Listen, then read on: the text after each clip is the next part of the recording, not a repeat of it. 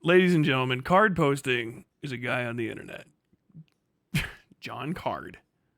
Card posting. He put his own name.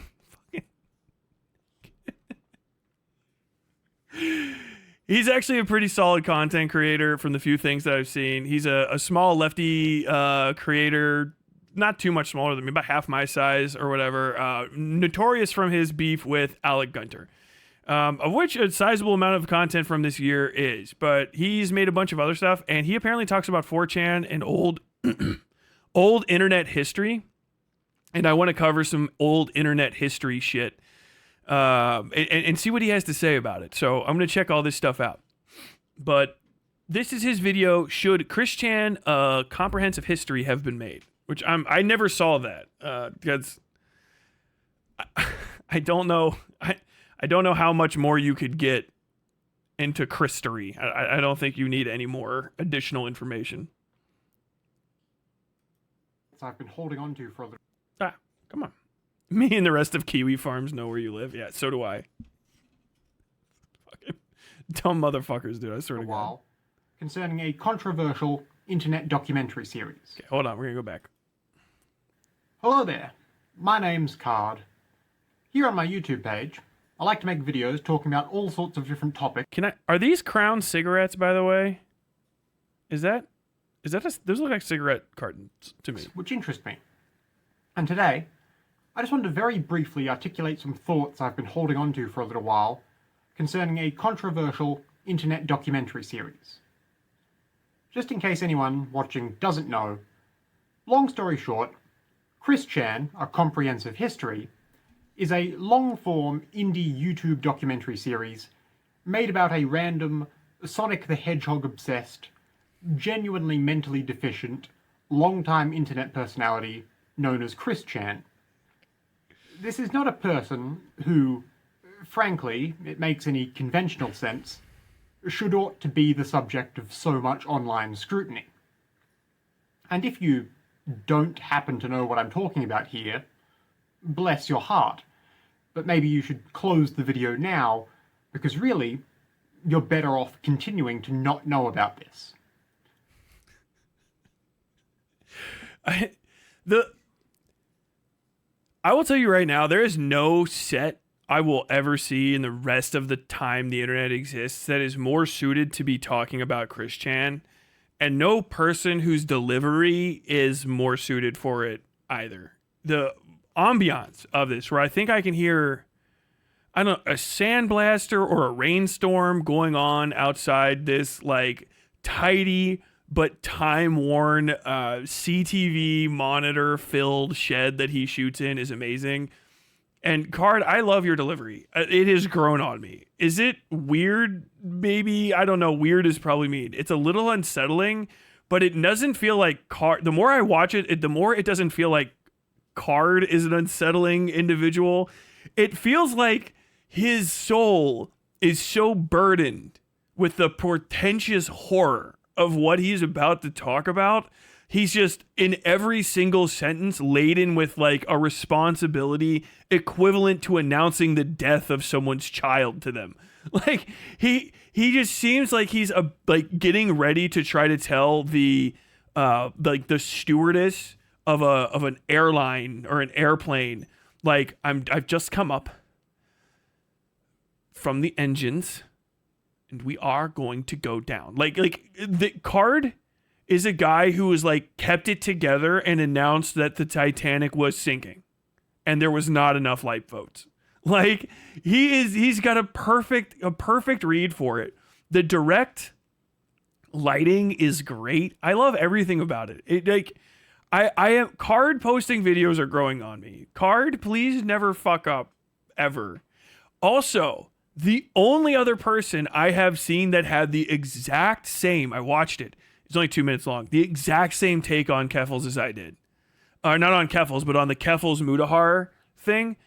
He had the exact same take where it was just like, I don't know what the fuck is going to be gained from this. There's basically no new information for basically anybody.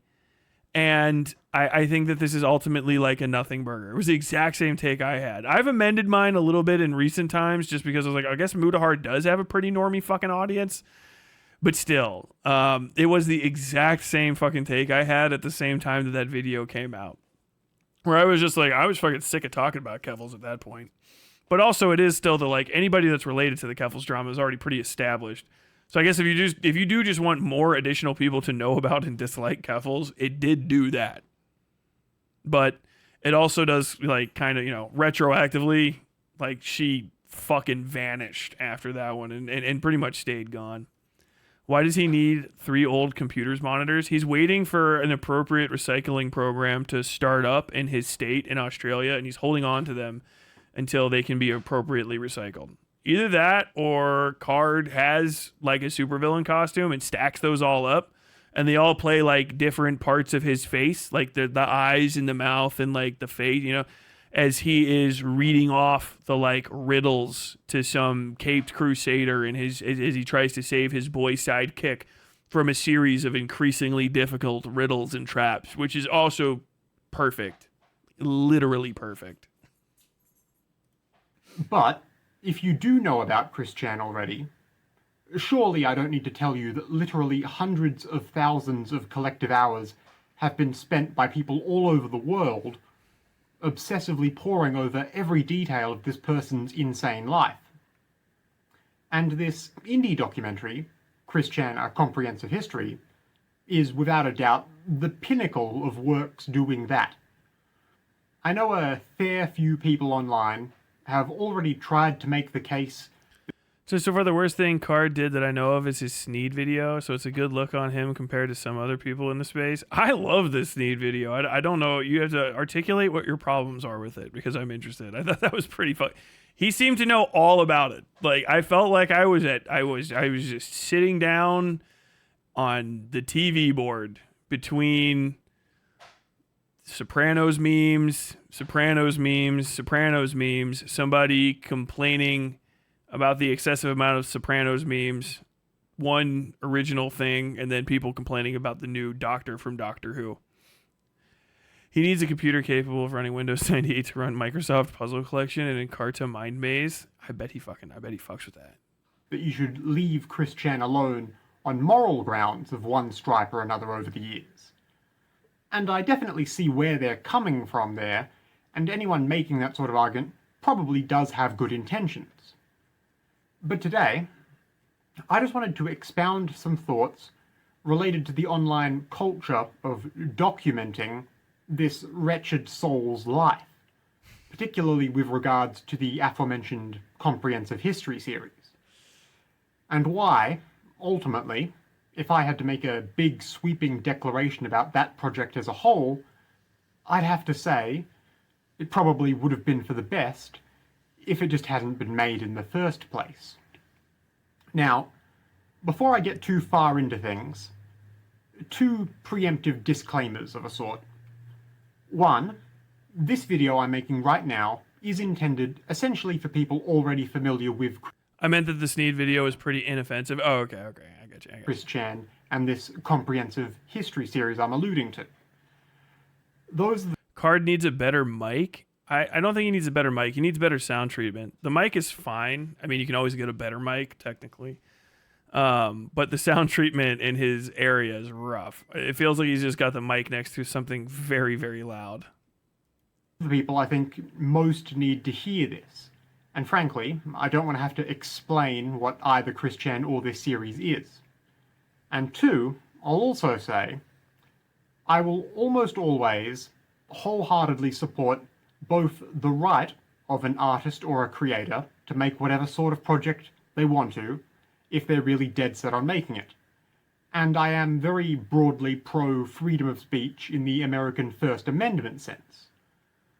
But, at the same time, sometimes, if you are a creator, you just need to recognize that some art projects aren't worth doing.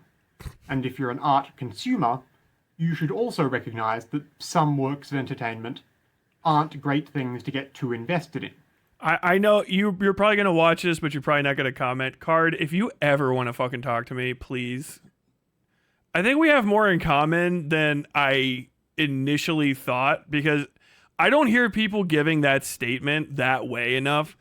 You hear people that will like people will the comment about like sometimes I get it that you want to make something, but sometimes maybe you just shouldn't. People will articulate that in a lot of different ways, but I think he did it in a way that's very similar to me, where it's like, I understand that you can and you're good at what you do, but like even the you're doing your best and it was excellently executed version of this is not going to do anything. In a era of the internet, especially in internet politics, finding a leftist that will preach inactivity as activism, like stopping and waiting and thinking things through. I know it's not necessarily the case for this, but he said it in other ways as well, where it's like maybe sometimes the best thing to do is nothing at all. And it's one of the hardest things to do because you're not doing anything proactive. You just wait. But I'm telling you, if you guys watch me, sometimes when I do nothing, it is actually a bigger win for me than doing what anyone else would and actually like interacting or like going off and doing something intentionally. It is actually a move. It is to the point where it's one of the basic orders or the basic types of attack. I can't remember how to articulate this, but in the standard infantry manuals, one of the many things that you can do, one of the standard troop movements, you can attack, you can retreat, and one of them is just wait. One of the troop movements, and it's one of the most common ones, is wait. You're already there. It's not time to act. It's not the appropriate moment. And sometimes the thing that you could do isn't worth doing or is actually detrimental, despite the fact that you could do it and you could do it well and you could do it right now. And this is the only opportunity you'll ever have to do it. Even with all of those things in, the better opportunity for you to take might be to do nothing. And I really appreciate that sentiment shared in an adult way that seems articulate. You know what I mean? As opposed to just like, I don't know, man, I would have left this in the drafts, because I would have left this in the drafts as a touch condescending, obviously. And it doesn't really get to the heart of why it's effective. I think he did a very good job of explaining it. Ooh, that's a good fucking... Boop. Also, I gotta say, he's got a fantastic camera because this is dog shit light in this environment. He's completely in focus. To that end, I still really don't think Chris Chan, A Comprehensive History, should have been made. To be clear, I don't think any powers that be should be expected to step in to stop Geno Samuel, the creator of Chris Chan, A Comprehensive History, from making his series. But I do sincerely think the best course of action would have been for Samuel himself to have reconsidered making it at any point in the process. Now, I do sincerely get the appeal of making such a series. And evidently, hundreds of thousands of people see something appealing in watching it, which I'm honestly sympathetic to. I'm not going to pretend that I don't understand why so many people, most of whom probably fit a particular online cultural profile themselves, might want to gawp at Chris Chan. Pimenta, yeah. You saw him. You saw the lolcow, and you looked at him, and you wanted to package him and film him and put him out in front of everybody. Your scientists spent so much time asking themselves if they could create Chris Chan that they forgot to ask if they should create Chris Chan. That turned more into that was not a good Jeff Goldblum. I don't do Jeff Goldblum very often. I don't even know how that's supposed to sound. I did the Joker instead. Jeff Goldblum is very like his attitude and delivery is if the Joker's life had gone well. If it had just been one good day instead of one bad day, like we would have a Goldblum instead of a Joker. But do you really need to spend close to 100 hours eagerly keeping up with an 80-odd episode series about Chris? Just in a complete moral abstract, putting the ethics of what this sort of project represents aside for a second, let's say that Chris Chan's life story could be considered something of an entertaining oddity or a cautionary tale, or a case study of the human condition, or whatever. I feel like once you spend more than, say, maybe 1 hour on a lazy afternoon reading about Chris Chan's life, at that point you're starting to give it too much thought. And realistically, if you're the sort of person who feels genuinely invested in Chris Chan's lore, then you would have known all the major details of it long before the Comprehensive History series retrod every single YouTube vlog and leaked phone call and rambling tweet and court appearance of Chris's that's already been documented elsewhere, right? I'd even be willing to concede that at one point, long ago, some of the earliest interactions Chris Chan had with the trolls were genuinely funny and creative. All the early Sonichu parodies and the Liquid Chris stuff, and maybe even the man in a pickle suit tricked me again thing, were funny and largely harmless. Again, I won't pretend that I haven't laughed at it. My man knows everything. He knows everything. Card, are you a former ED editor? Card might be a former ED editor before it got shit. Card might predate fucking CWC Wiki. Card knows, dude. Card knows. Card has deep fucking knowledge of this shit. This is wild. Actually kind of fucking based. I like it. Myself at one point. But even if following the Chris Chan story was ever good, it sure as hell isn't anymore. Nothing about Chris's life has been harmless or funny or remotely positive for about a decade at this point. Mm-hmm. Maybe it would be all for the best if everyone just forgot about it. I'm not going to start moralizing and tell you not to watch Chris Chan-centered content because you're supporting problematic creators. I'm not going to tell you not to watch Chris Chan-centered content with the appeal that there might be much better things you could be doing with your time. But I will tell you, if you choose to keep yourself invested in everything Chris Chan does, you're only making yourself less normal at this point. Incidentally, the notion of cataloguing any person's life down to the minutest detail like this, how has been done with Chris Chan, should not have been normalized. Doubly so, given that we're talking about someone who, frankly, in the best possible world, would probably be a ward of the state. But pointing that alone out probably won't shift the opinion of anyone who's still watching Chris Chan, will it? Yes, to put it bluntly and simplistically, Chris has a unhealthy, severely deluded mind. And frankly, if you choose to spend dozens, maybe even hundreds, of hours of your own life willfully consuming a comprehensive document of their delusions, you're starting to go down a path of being worse. Think about what you are doing objectively. Same goes for anyone who thinks of Chris Chan as merely an entertainment figure. They're just... I thought he said Chris Chan centered for a second. I thought he did too. I just didn't... Just Chris Chan centered in an Australian accent. I was just like, I'm zoned in. I'm just like 100%. I'm on the fucking, I'm on a roll right now. I'm just card posting. I'm card listening. This is card tent. It's for good shit. I agree with basically everything he's saying. I thought this motherfucker said, I thought he said Chris Chan sent it, and I was like, all right, yeah.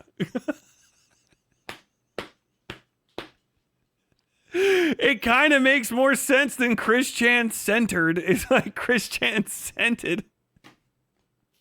Got that stank on it. Some random mentally ill suburbanite who you should have absolutely no reason to ever know about, let alone feel an investment in the lore of. For the love of God, do not keep staring at the cautionary tale right up until the point you hit it. And in a way, to continue being very blunt here, God damn, the person who might just need to hear that sort of thing the most might be someone like the creator of Chris Chan, A Comprehensive History themselves, the aforementioned Geno Samuel. Now, from how he's long interacted with his viewers and fans... doxed.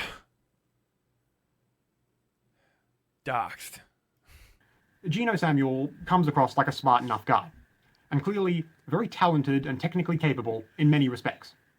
And he probably has genuinely good intentions in his life, as most people do. But you have to admit, putting thousands, maybe tens of thousands of man-hours into documenting the life of Chris Chan. Okay, I just confirmed something because I started paying more attention to my sound, and I realized that this is the case. He's recording on a stereo microphone. So there's binaural sound basically happening, because that's why I keep pausing. If you're listening on like your phone or like shitty laptop speakers or something, and not a headset, you're not catching this, but it's raining right here behind his fucking right here. It's like something's hitting a wall, or like it's raining super hard behind his microphone. It might just be the way that the audio is being processed. That's how it's rendering the sound of a computer fan. But he's recording into a stereo input. What could that be? Are you using a Zoom mic card? Are you using like a Zoom field recorder to put this together? If you are a absolute madman. I think he might be. I think one of the reasons it might be sounding like this is he's using a field recorder, a stereo field recorder with a dual fucking thing, and that's why we're hearing this. He's like, we're hearing full ambient sound because it's stereo. I can see it. I just never even thought to look, but this is stereo output. What in the?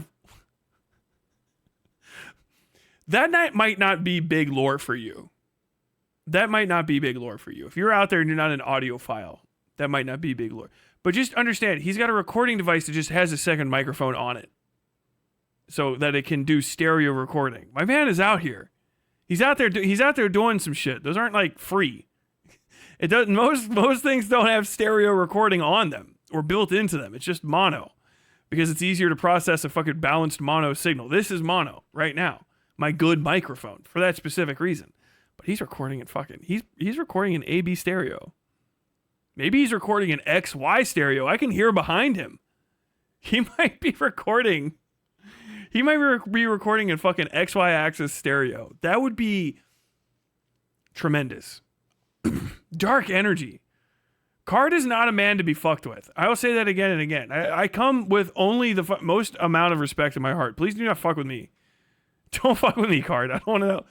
Deep institutional knowledge of 4chan. Portable recording equipment.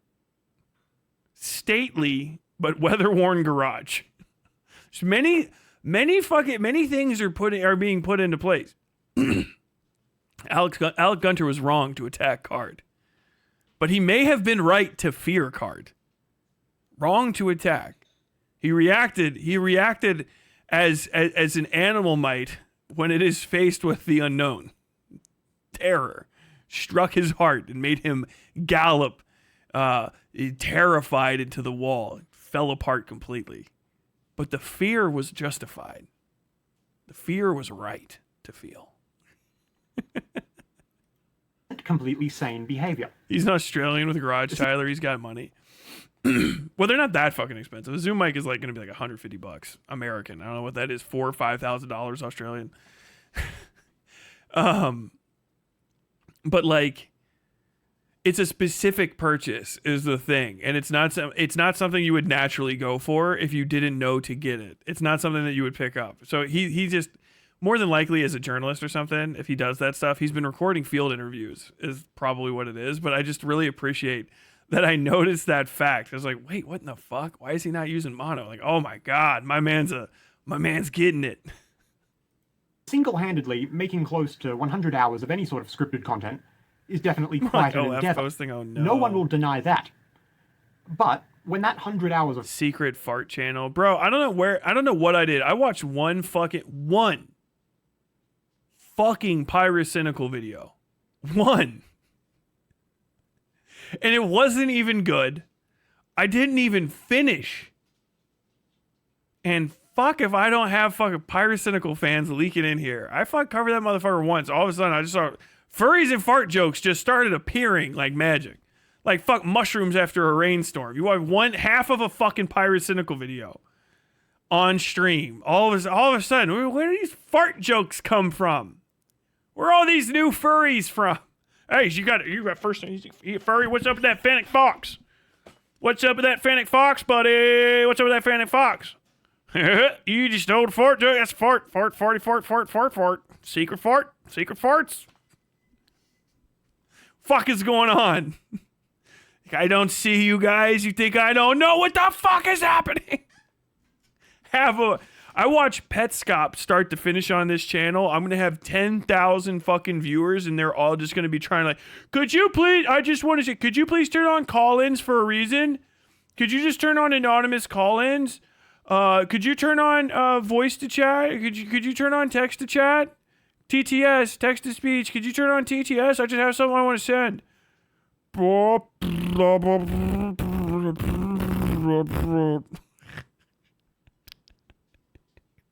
motherfuckers are in here. I'll tell you, you motherfucking Pyrocynical fans. I know all you goddamn furries are rich. You better start hit the fucking donos, all right? Hit the donos or you're all out of here. Okay? Talking about cards about to get big. What did you mean by that? What did you mean by that? Content. I've been subbed to you for like a year. I'm just fucking around. I thought it was a funny joke. Describing Chris Chan's life in excruciating detail, you have to say, sorry, Geno, that's not normal. Hearing that someone wants to make a comprehensive Chris Chan series should register about the same as hearing that someone you know wants to attempt a year-long fast. Is it technically possible? Sure. Should you do it? No, please do not hurt yourself. Realistically, about 20 or 25 episodes into the comprehensive history series, when I think people started to realize, oh shit, he might actually go the whole way here. Around then, I think honestly, that's when the creator's personal ambition to make this series became a cautionary tale of its own. Because, unfortunately, I think around that time, as the series hit 2 dozen...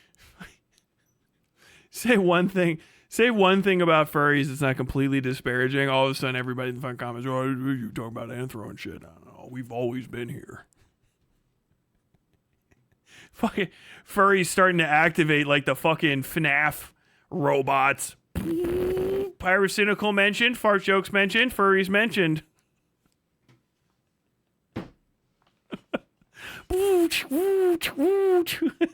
Fucking. You say half a kind thing about the furries, and you're just looking out into the darkness. You just see fucking 10,000 pairs of eyes light up.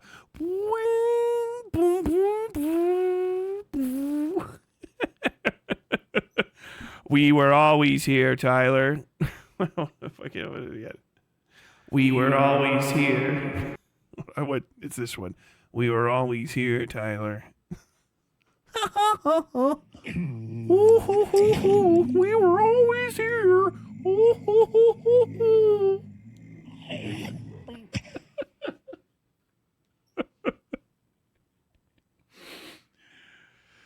Oh my god. You fucking monsters. I don't want to even continue there. Potatoes Glyph super chatted 4.99 pennies for the con. Thank you very much. Done. The kinkies will come. Oh god, I don't even know what that fucking means. Odd episodes. That's also when more and more people online started noticing it and immediately binged the whole series. Then Tyler's silent but deadly audience. No.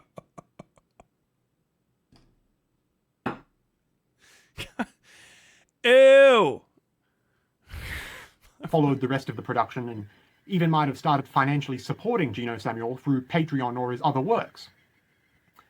And then the massive problem there is that nothing can keep you wedded to a bad project more than it suddenly becoming a big part of your income. I'm not going to directly debate the ethics of selling out versus getting the bag today. Let's just say, I completely get why someone like Geno Samuel... Why does he sound so fucking cool? By the way, guava. Ooh, goddamn, that's good.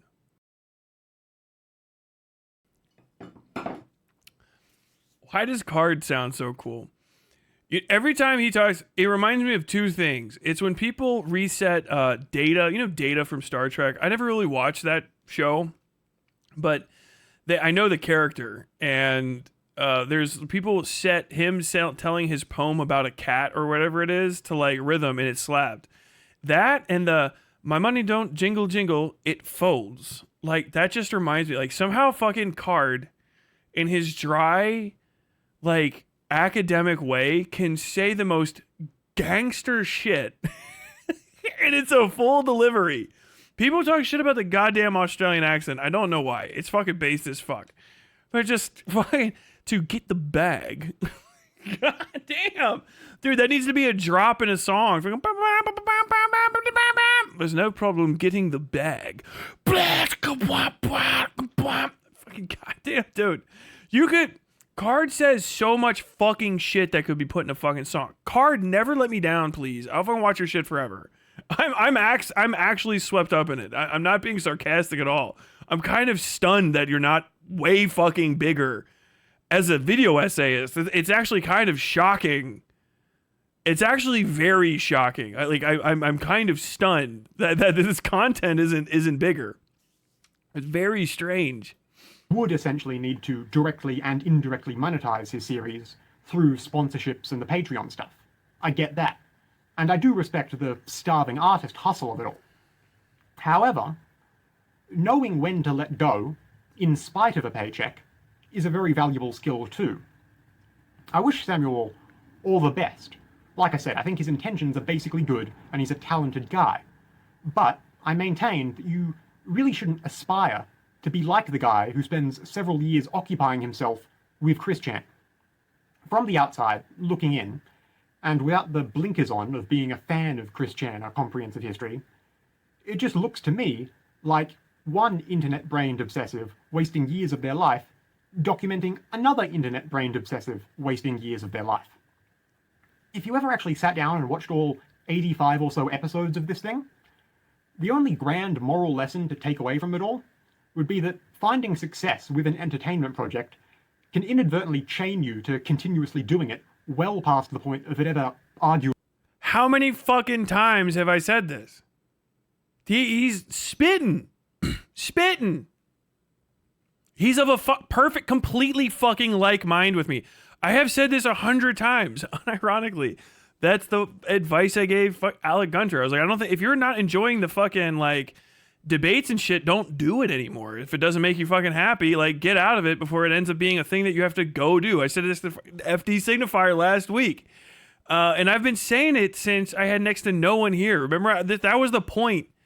I really started trying to highlight it because it was the point of the Noah Samson video where he was hawking the dildo. And I was just like, I have never seen a dude more fucking over it in my life. He can't even hide it. He just doesn't give a fuck.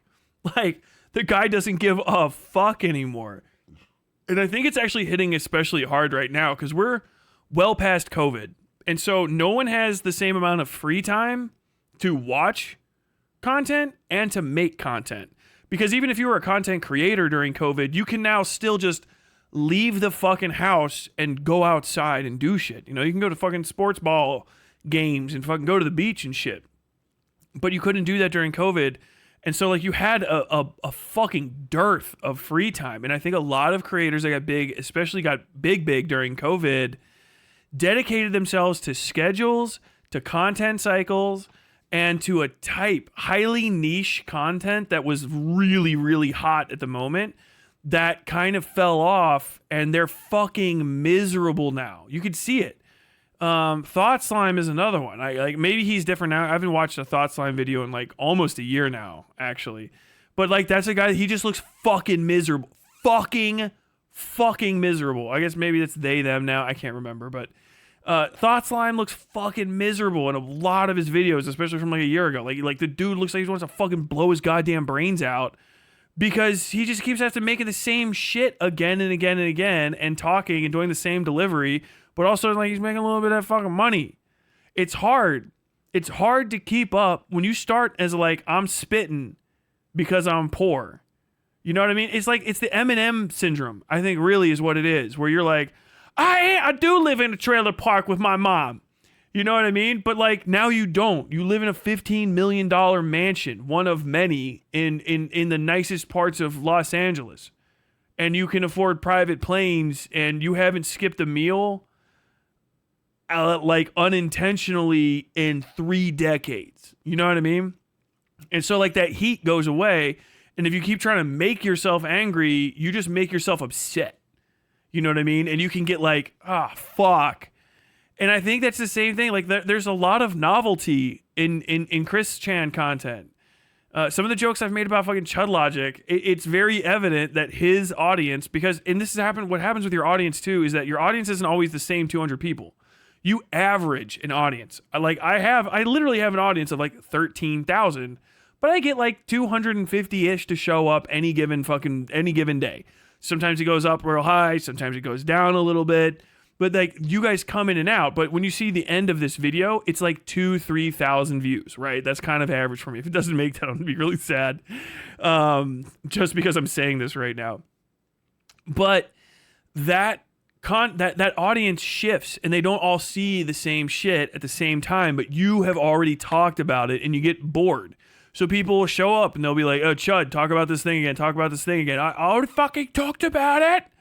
You know what I mean? Like, he wants to move on, and other people want to move on. So when you like commit to this massive project like this dude did, I think I know what this is now that he's talking about. I wish we would have played some video, but this is probably before he really got into it. This is just the talking head video. I thought I would see some other stuff, but it's fine, completely fine. The guy's making basically just literally a video on every fucking page of Christory. Right? So like every little event in Chris Chan history, he's making one on. And the thing about most of Chris Chan's escapades and shit, and most of the CWC wiki, is that it's trash.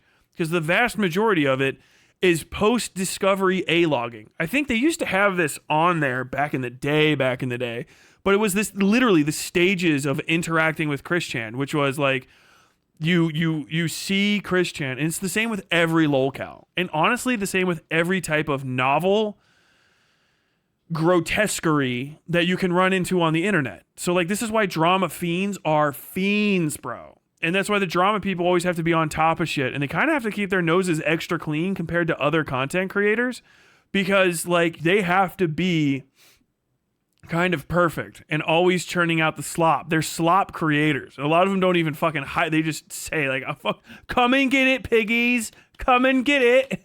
You know? And the stages are, you find out about Chris Chan and you're shocked. You know, what in the absolute fuck? And then it's that stage is the spectacle. Oh my God. Everywhere you look, it's decades of shit, right?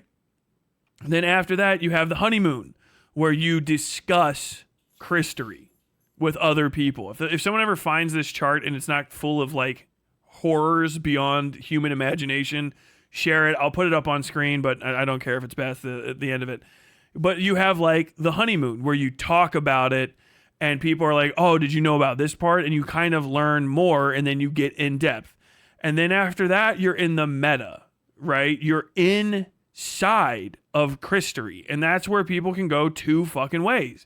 Either you get to the point where you're like, oh, okay, cool, I've kind of seen everything I care to see, or you're like, and you're like, I can't go deeper, right? That's the honeymoon. I can't really go deeper past this. I've seen all I have to see. I'm going to leave, which has been me once every like 5 or 6 years for the past nearly decade and a half. Or whatever, however long, because I just, you pop away and then you come back and then something happens and then you re-experience it. The other way you go is you try to make Christory. You try to become part of the story. And that's where the psychosis of the lolcow addiction comes from. That's where you get A-loggers. That's where you get freaks. And that's where the true dark side of the lolcow drama cycle comes from. Are the people that want to make Christory. Literally fucking, what is his name? Andrew Loggins or Legato, Andrew Legato. A-Log himself. You know what I mean? You become what you sought to hunt. Like in a dark fucking, like Joseph Conrad heart of darkness sense, you start becoming what you are most obsessed with, because maybe you see yourself reflected in the lolcow. It's basically like you go to the circus, you're shocked. You go to the circus and you're amazed. Maybe you go to the circus every day of the week that the circus is in town. But when the circus leaves, you have two choices. You go back to your life or you follow the circus, right? And then you're a person that follows the circus, which means one of two things. You're either a weirdo that follows the circus or you're in the circus. You're part of it now. And everyone thinks that they're the ringleader, but even the ringleader's wearing the makeup. You know what I mean? There's not tigers on those stools. Those are just furries in fursuits. And the whips aren't whips. They're broken old belts. And there is no audience. Not really. It's just cameras and one light and one toilet. And everything stinks and no one smiles, but you're out there and it's time. Time for the show. Time for the show. Time for the show. And you're deep in it. An ultra lolcow. You're part of it. You're mooing, walking out. Dong dong dong dong dong dong dong dong dong dong dong dong. Fucking, you can hear Chud Logic in your fucking ear. Oh, look at him. Oh no. Oh, look at him. Like Copen Seed. I can't fucking believe it. This is fucking, I can't fucking believe it. I can't do a good Beckett. You can hear that from the sides, and then you're in it because you always were. Because you wanted to be part of the circus. You didn't realize that's where it ends. This is really the cautionary tale aspect of it that I think Card is getting into. Is because there is no true distinction. Once you're a follower of the circus, you're in it. Even if you're at least red knuckling on the fucking railing, holding on for dear life to not get dragged into the fucking center stage, you know what I mean? Camera strapped to your face, microphone buried down your throat as you speak about what you see to the slop fiends teeming around your legs like so many little fucking ant-infested rotten rats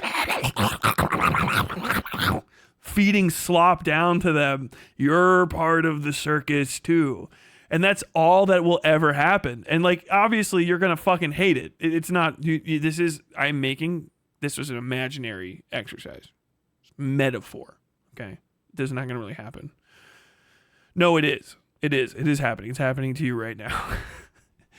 But that's what happens when you follow the drama cycle for too fucking long. Or you get hyper fucking involved in it. Like, there's really no win.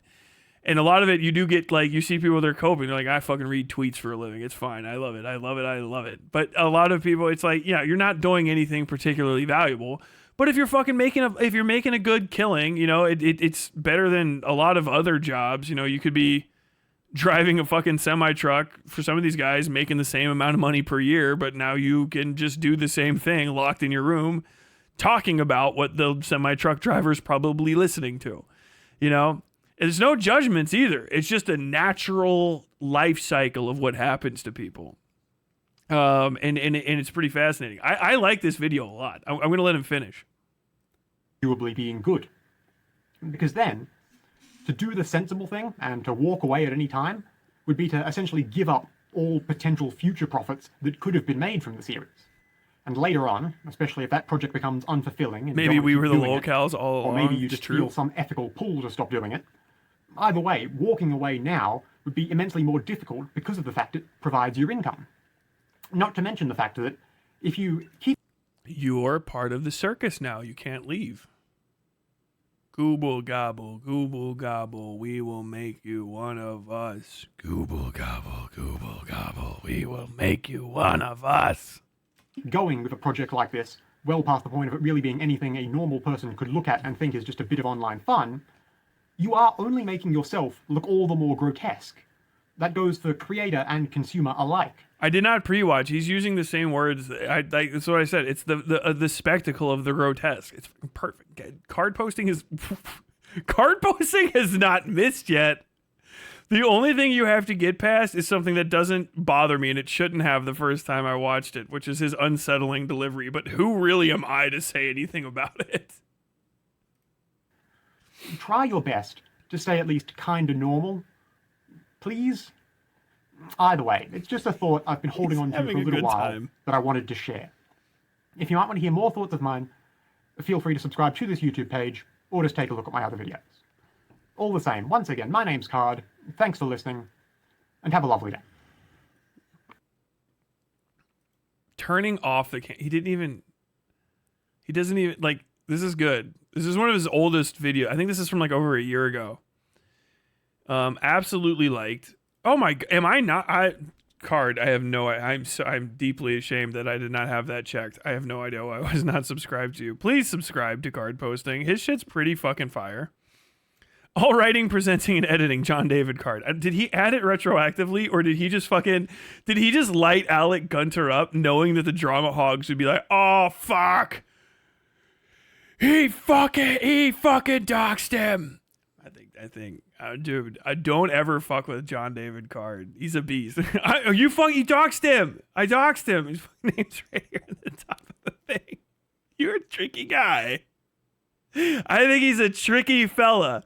He's a very internet aware individual. Like, you got to understand, if you haven't been around a long time, you're like, I don't know, I think he likes kind of like a lolcow. That is fucking, what you are seeing is when like predators, right, have one of those little things that looks like a prey. He's like one of those fucking, he's like one of those snakes that eats birds, and his tail looks like a little spider, and you're like, oh no, he's easy target. Oh shit, look, there's a little spider down there. Next thing you know, right out from between the rocks. What happened? Dude, casually talking about deep Christery shit. Liquid Chris. If I remember correctly, Chris's brother, who Christian has a normally abled brother that completely cut ties with the family and just has a generic life on the other side of the country and is completely uninterested in the going-ons of that house that has now since burned down. Isn't that wild? That's like, I'm 99% sure that's the Liquid Chris side of the story.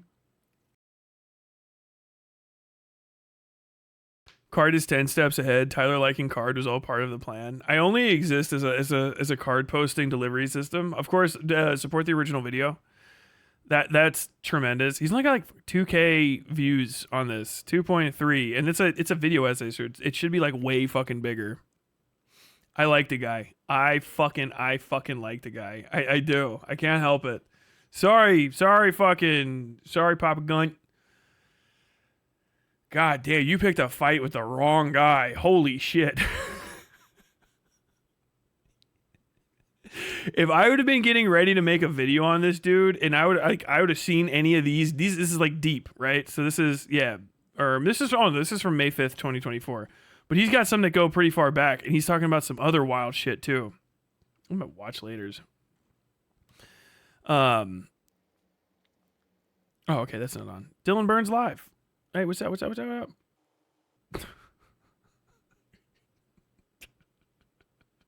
I can't. My man's fucking out here. He's petty. He's a petty individual, and I respect it. But like some of the stuff that he talks about, if I would have seen some of these other videos, I'm like, wait, hold on. I don't know how, because he's a smaller person, and you don't tend to look for smaller people. Like, I can't remember, how did fucking Alec Gunter come across him? Was it a trap all along?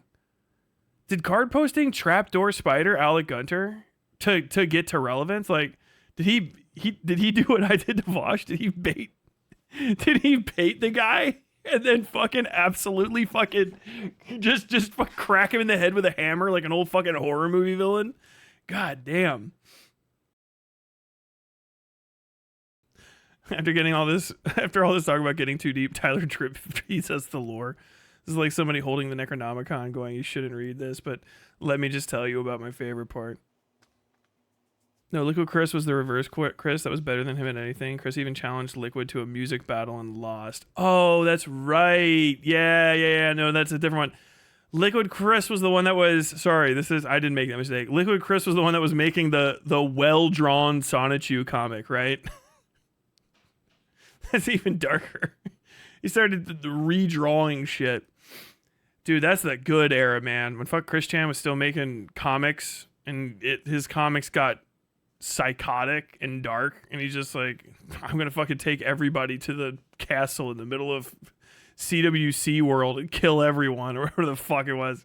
I don't have this shit committed to memory like other individuals, thankfully. I view the circus for when it's in town, and then I leave. Hope you enjoyed your time on the West Side.